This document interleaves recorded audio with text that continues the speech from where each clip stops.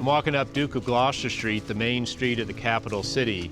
The main street has a more refined air as a residential and commercial district. But right here in the heart of Williamsburg is James Anderson's blacksmith shop and public armory. By contrast to the refinement of the city, we have this large industrial site. The business grew tremendously during the war as the demands for military arms increased. Let's go in and have a look.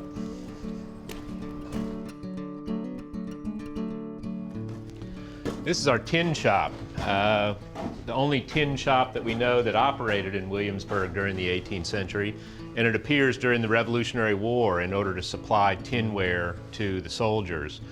Soldiers needed objects for cooking and the consumption of food. Tin is chosen for these sorts of objects because it's very light, strong, and inexpensive. It's made in standard sheets like this. It's actually a thin piece of iron that's been coated with tin for corrosion resistance.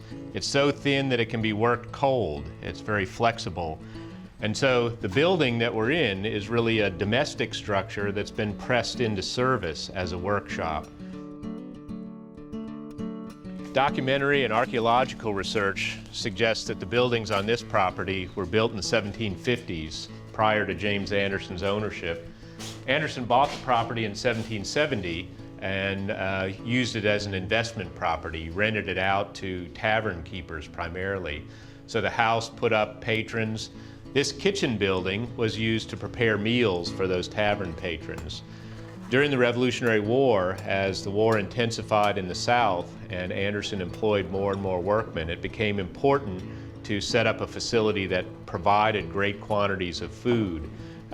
Being responsible for feeding 40 workmen meant that you needed a space dedicated just to food preparation. These workmen are considered soldiers, so they receive military rations, a few pounds of beef and a few pounds of flour every day. The cook then pooled all those military rations and provided large one-pot meals, soups and stews, combining seasonal vegetables. Converting the military rations of flour into bread for workmen would take a substantial sized bread oven. We don't have any archaeological evidence of a bread oven on the site, and so the bread oven that we built is based on a military style that would not leave an archaeological footprint. It's all on a raised platform. There is no in-ground foundation. At the heart of the armory operation was the iron and steel working shop, the blacksmith shop.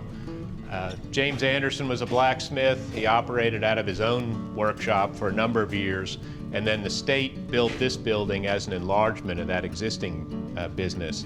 It was built to a higher standard of architectural finish with plain siding, a shingled roof, and security was important to the building, so it's double sheathed. It's got siding on the outside and the inside, double thickness doors and shutters, so the whole building could be locked up tight.